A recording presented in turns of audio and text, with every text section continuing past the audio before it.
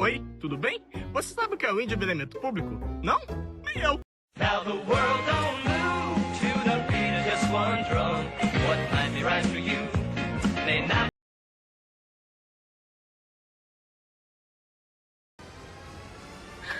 Não acredito.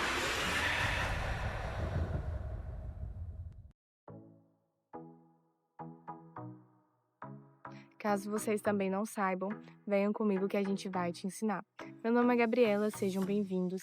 E antes de falar sobre o endividamento público, eu vou falar sobre a arrecadação das receitas públicas. Afinal, é por meio dessas arrecadações que o governo consegue recursos para investir em saúde, educação, segurança e tantas outras áreas essenciais. De forma simples, o que é arrecadação? A arrecadação é todo o dinheiro que entra nos cofres do governo. Esses são como o dinheiro que o Estado recebe como impostos, taxas, contribuições e outras fontes de receitas. Esses recursos são fundamentais para custear as despesas previstas no orçamento e manter o funcionamento da máquina pública. Na contabilidade pública, a receita orçamentária passa por 4 etapas principais até o dinheiro estar disponível para o uso do governo. A primeira etapa é a previsão, é o planejamento do que o governo espera arrecadar. Essa previsão ela é feita durante a elaboração do orçamento público, com dados econômicos e nos anos anteriores. A segunda etapa é o lançamento. Aqui o governo ele identifica quem deve pagar e quanto deve pagar. É o reconhecimento formal da obrigação do contribuinte. Um exemplo é quando a Receita Federal ela calcula o valor do imposto de renda de uma pessoa física. Ela já está realizando um lançamento. Terceira etapa, a arrecadação. É a etapa em que o dinheiro é efetivamente pago pelo contribuinte. É quando nós, cidadãos e empresários, fazemos o pagamento dos impostos devidos. A quarta etapa é o recolhimento. Finalmente, o dinheiro pago é transferido para a conta do Tesouro, ou seja, entra no cofre do governo, e a partir daí esse dinheiro ele pode ser utilizado para custear as despesas previstas no orçamento público. Um exemplo simples é o imposto de renda, que na previsão o governo estima quanto deve arrecadar durante o ano. No lançamento, ele identifica quanto cada contribuinte deve. Na arrecadação, o cidadão paga o imposto e no recolhimento, esse valor vai para a conta do Tesouro Nacional. Essas são as 4 etapas da arrecadação das receitas públicas, um processo essencial para garantir que o Estado tenha recursos para cumprir com as suas obrigações e prestar serviços à sociedade. Para simplificar o entendimento, vou dar esse exemplo visual. A primeira etapa é a previsão, a segunda etapa é o lançamento, a terceira etapa é a arrecadação e a quarta etapa é o recolhimento. Nosso próximo passo é entender quais são essas receitas. Oi, galera! Bom, a colega falou um pouco de como o dinheiro entra. Mas será que todo dinheiro que o governo recebe é igual? A resposta é não! Esse dinheiro é classificado em 2 grandes grupos. O primeiro grupo é o das receitas correntes. As receitas correntes é aquele dinheiro que entra no dia a dia, de forma contínua, para ajudar a manter o bom funcionamento do Estado. Para ficar mais fácil de entender, pense nesse dinheiro como a renda mensal de uma família. Esse dinheiro é usado para pagar energia, água, para manter o bom funcionamento da sua casa, não é? Ah, mas para ter minha renda mensal eu trabalho. Mas o que o governo faz? Ele arrecada. De que forma que ele arrecada? Através dos impostos, taxas, contribuições e receitas patrimoniais. Os impostos como o IR, o ICMS, as taxas como a de coleta de lixo, como aquela que você paga para emitir um documento na prefeitura, contribuição, aquela que vem destacadinha na sua conta de luz para iluminação pública, e as receitas patrimoniais, é aquele aluguel que o governo recebe por um imóvel público, por exemplo. O segundo grupo são as receitas de capital. Já digo que os 2 grupos são completamente diferentes. As receitas de capital aumentam o patrimônio do governo ou servem para financiar investimentos maiores, como obras ou projetos. Agora vamos continuar no pensamento simples. Imagine que uma família decidiu vender o próprio carro ou pegar um empréstimo no banco para fazer uma pequena reforma na casa. Esse dinheiro não é da renda mensal, né? É um valor extra para um investimento específico. E é exatamente isso. A receita de capital são valores extra para financiar investimentos, como construir um hospital ou uma ponte. Mas de onde vem esse valor extra? Pode vir da venda de ativos, operações de crédito ou transferência de capital. Venda de ativo é quando o governo vende um terreno ou uma empresa estatal. Já a operação de crédito é quando o governo pega um empréstimo ou emite títulos públicos. A transferência de capital é quando o recurso é recebido de algum outro ente. E é basicamente isso. Então ficam as dicas. Receitas correntes, pensa no dia a dia. É para custear o dia a dia.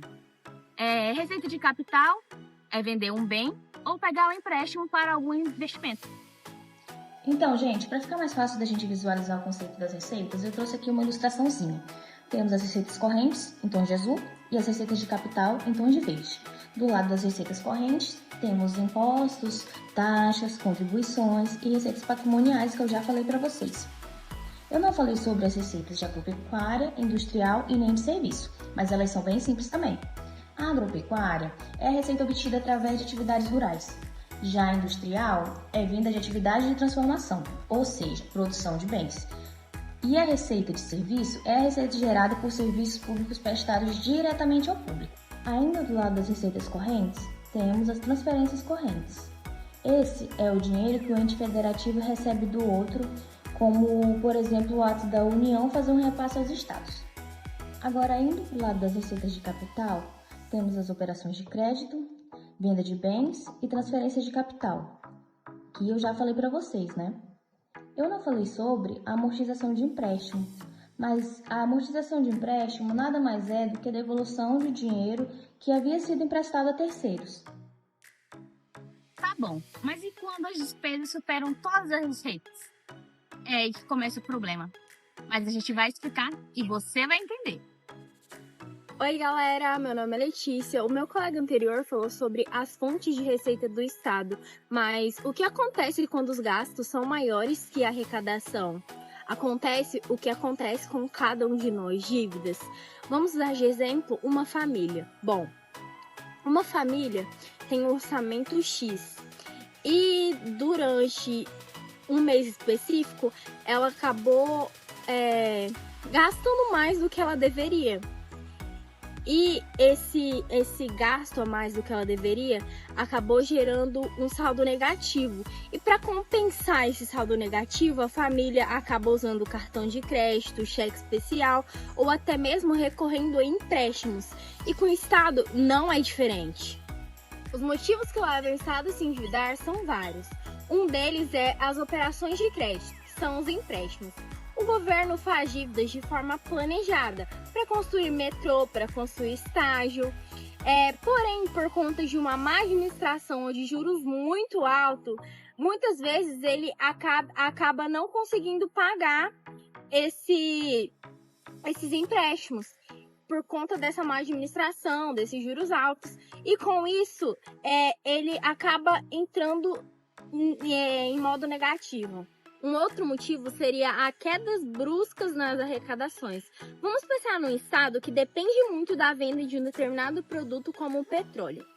E durante aquele determinado período, o petróleo cai o preço internacional e ele acaba não vendendo. Porém, ele contava que ele ia arrecadar o valor X e ele acaba arrecadando metade daquilo. Ou seja, a conta não fecha.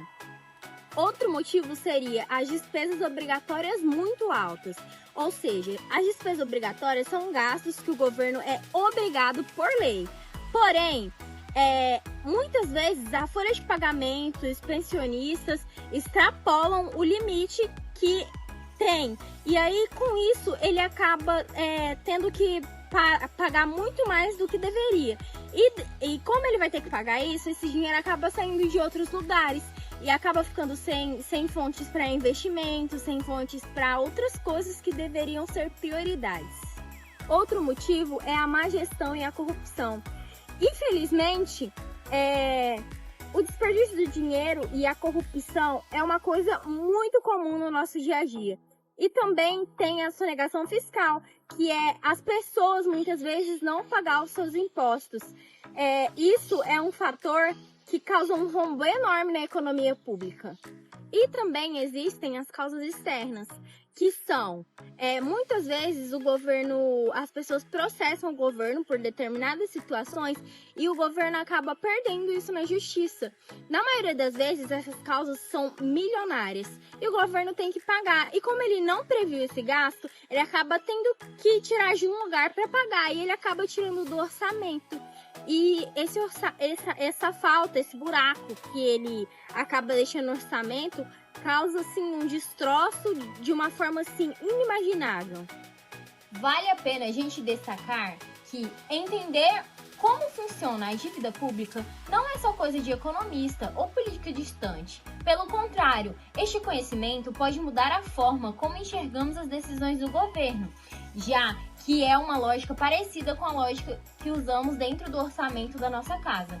Quando olhamos para os compromissos do governo, como olhamos para os compromissos da nossa casa, as nossas dívidas, fica muito mais fácil de perceber o impacto disso na nossa vida, nas nossas oportunidades e até no nosso bem-estar.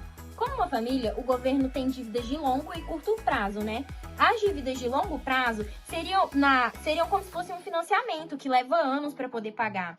E dentro do endividamento público, dentro do governo, nós chamamos isso de dívida pública consolidada, que é toda obrigação que o governo precisa de mais de 12 meses para pagar. E um exemplo muito claro disso seria títulos, contratos, convênios e precatórios judiciais. Já as dívidas de curto prazo são como as contas do mês, luz, cartão, aluguel. No caso do governo, chamamos isso de passivo circulante ou até mesmo de dívida flutuante, ou seja, tudo que tem que ser pago em até 12 meses. E de onde vem o dinheiro para cobrir essas dívidas? Bom, assim como nós pegamos empréstimos do banco, o governo busca recursos por meio de operações de crédito, né? As operações de crédito podem ser empréstimos internos, que é quando o dinheiro vem dos bancos, de investidores dentro do próprio país, ou de empréstimos externos, quando vem recursos de fora, de outros países, de outras instituições. Entender tudo isso é essencial para a gente ler a saúde financeira do governo, saber diferenciar o que é a dívida de longo prazo, o que é a conta de curto prazo, de onde vem o dinheiro, para onde ele vai. Isso faz total diferença. Bom, e todas essas informações da dívida pública, nós vamos encontrar ela em relatórios, né? Relatórios como o balanço patrimonial, o relatório resumido da execução fiscal e o relatório da gestão fiscal, que mostram o tamanho da dívida e o limite que o governo pode atingir. Um caso muito sério de endividamento real é o caso do estado do Rio de Janeiro, mas isso é assunto para o próximo colega. Tchau! Olá pessoal, meu nome é Sueli e eu vou explicar para vocês como começou o endividamento público no Rio de Janeiro. Para começar, imagine uma família que fez um empréstimo sem muito controle. Comprou um carro, reformou a casa, fez viagens, mas tudo isso a crédito e sem se preocupar em como pagar depois. No começo parecia tudo muito bem, mas com o tempo essa conta veio. E foi exatamente isso que aconteceu em vários estados brasileiros, incluindo o Rio de Janeiro. Naquela época, era muito comum os estados fazerem empréstimos para financiar obras e serviços. Mas essa família em questão, que é o Rio de Janeiro, já estava enrolada com algumas dívidas e acabou pegando outros empréstimos para quitar a dívida atual, mas com juros altíssimos. É como se você pegasse um dinheiro emprestado sem saber como devolver ou como pagar depois. Em 1999 surgiu o PAF, que é a Lei do Planejamento de Ajuste Fiscal. A lei de número 9.496, o Rio de Janeiro entrou nesse planejamento então para tentar quitar as suas dívidas. Entretanto, a lei não cobria as dívidas de valores mobiliários, que são as dívidas em títulos. Além disso, o estado do Rio de Janeiro passou a depender de royalties de petróleo. Ou seja, era como ter uma renda que não fosse estável todo mês. Se o petróleo rendesse, ótimo, porém se não, o orçamento já desandava. Essa dependência fez com que o orçamento estadual ficasse vulnerável às oscilações do mercado internacional. Então, com a economia fluminense patinando, a arrecadação caiu, os gastos aumentaram e a dívida só cresceu. O Estado foi ficando então cada vez mais preso num ciclo de dívidas e refinanciamento. Resolver isso exige planejamento, controle de gastos e fontes de receitas mais estáveis. Afinal, como qualquer família, ficar muito tempo no vermelho não dá certo. Nos anos 2000, o Rio de Janeiro embarcou em uma jornada ambiciosa, sediar maiores eventos esportivos do planeta, megas eventos, Copa do Mundo, Olimpíadas, mas o que parecia ser um sonho virou um alerta. Segundo o TCU, Tribunal de Contas da União, os Jogos Olímpicos do Rio em 2016 custaram bilhões, e o mais grave, o TCU apontou a falta de transparência na prestação de contas. A dívida pública do estado do Rio de Janeiro disparou em 2016 e ela já ultrapassava mais de 100 bilhões. Esse aumento foi acelerado por investimentos em infraestruturas que em muitos casos não trouxeram retorno social. O TCU destacou que a falta de transparência comprometeu a fiscalização e a confiança da população. A ausência de critérios claros para a escolha de projetos e a concentração de decisões em poucos atores políticos dificultaram o controle social. Megas eventos passam, mas os impactos ficam, e a conta quem paga é o cidadão. Olá, gente, meu nome é David. A colega anterior nos contou a história do Rio de Janeiro, mas agora a gente vai aos números. E preparem-se porque são números assustadores. Mas, antes de aprofundarmos mais sobre a dívida do Rio de Janeiro, precisamos entender alguns conceitos. Sabe quando a gente quer saber se as contas de alguém ou até as nossas contas estão em dia? A gente olha alguns indicadores, certo? Com o governo, é a mesma coisa e hoje a gente vai focar em 3 aspectos que são cruciais para ter essa resposta. Para saber se um governo está bem ou mal das pernas, a primeira coisa é entender o tamanho da dívida. Pense nisso como o estoque total de tudo o que se deve. É o nosso ponto de partida, a dívida pública consolidada, que já foi explicada anteriormente pela nossa colega. Agora, se pegarmos essa dívida total e subtrairmos o que o governo tem disponível, tipo o dinheiro em caixa e outros ativos, sobra a dívida consolidada líquida, a DCL. É o que realmente importa, a dívida real depois de contar o que já se tem para pagar. Ou seja, a DCL é basicamente o saldo devedor.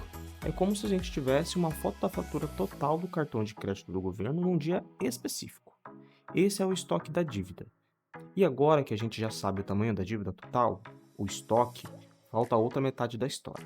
Afinal, dívida, sem saber quanto entra de dinheiro, não diz muita coisa. É aí que entra a Receita Corrente Líquida, ou RCL. Essa aqui é a receita bruta, é todo o dinheiro que entra nos cofres públicos ao longo do ano, impostos, contribuições, aluguel de imóveis do Estado, tudo isso. É o dinheiro que vai bancar as operações, mas não dá para contar com todo esse dinheiro. A lei manda fazer um monte de deduções. Tem que tirar restituição de imposto, transferências obrigatórias para outros entes, contribuições para fundos como o Fundeb. O que sobra no final, o que está livre para usar, isso sim é a Receita Corrente Líquida. E esse número, a RCL, é importantíssimo. É ele que mostra a real capacidade de pagamento do governo. Tanto que os limites de endividamento de estados e municípios são calculados como uma porcentagem dessa receita. A RCL é o verdadeiro termômetro financeiro. Agora que já entendemos o tamanho da dívida, que é a DCL, e o dinheiro que tem para pagar, a RCL, agora falta a última peça desse quebra-cabeça. Como é que esse pagamento é feito na prática? É o que chamamos de serviço da dívida. O serviço da dívida nada mais é do que aquela fatia do orçamento que é separada todo ano só para isso, para pagar a dívida. É o dinheiro reservado para lidar com aquele estoque que a gente viu lá no começo. E aqui está um detalhe crucial. Pagar a dívida tem 2 partes. Uma é pagar os juros, que é o custo do dinheiro emprestado. Pagar juros não diminui o tamanho da dívida, é só o custo de manutenção. A outra parte é a amortização, que é pagar o principal. É essa amortização que, de fato, faz o estoque da dívida diminuir. Agora vamos amarrar tudo isso.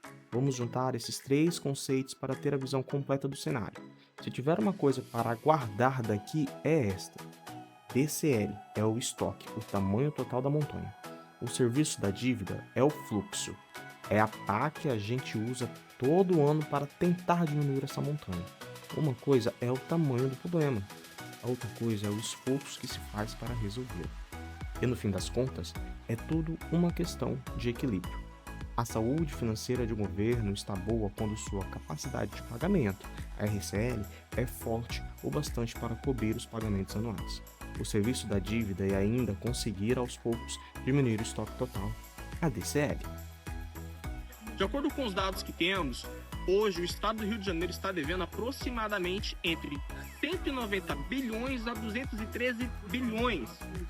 É como se cada um da população do Rio de Janeiro, cerca de 17 milhões de pessoas, devessem ao governo cerca de 11 mil reais. Mas então, para quem que o Rio de Janeiro está devendo esse dinheiro? Vejam só esse gráfico.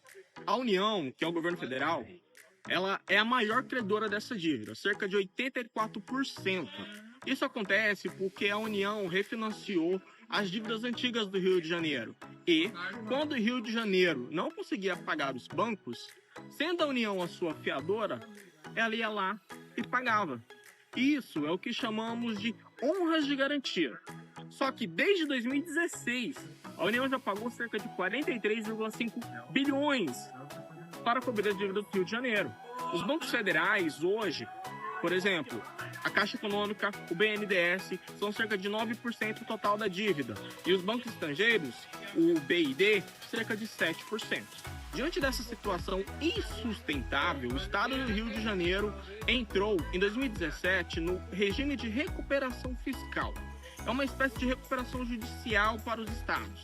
Isso significa que o Rio de Janeiro está com os pagamentos da dívida suspensos até o ano de 2031. Dessa forma, ele pode tentar se reorganizar. Ou seja, a dívida do Rio é imensa e a maior parte dela é com o governo federal. Mas será que tem solução?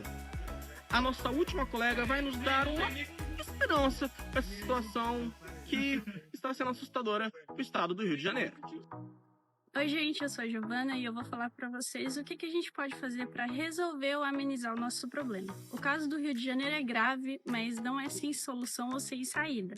A gente pode resolver isso em 3 prazos: curto, médio e longo. Para longo prazo, sustentabilidade, repactuar a dívida com a União, trocando as taxas de juros altíssimas por taxas menores. E criar um fundo de estabilização. Todo o dinheiro ganhado através dos royalties com petróleo deveria ser guardado num cofrinho e não gasto tudo de uma vez. Para médio prazo, gestão. O Rio precisa parar de depender só do petróleo e começar a investir em outros pontos para adquirir mais impostos, como turismo, indústrias, tecnologias, e também controlar os gastos com folha de pagamento, revendo aposentadorias, dando seguradas nos concursos. Para curto prazo, geração de caixa, vender ativos. Já aconteceu com a SEDAI, empresa de água e esgoto que gerou bilhões.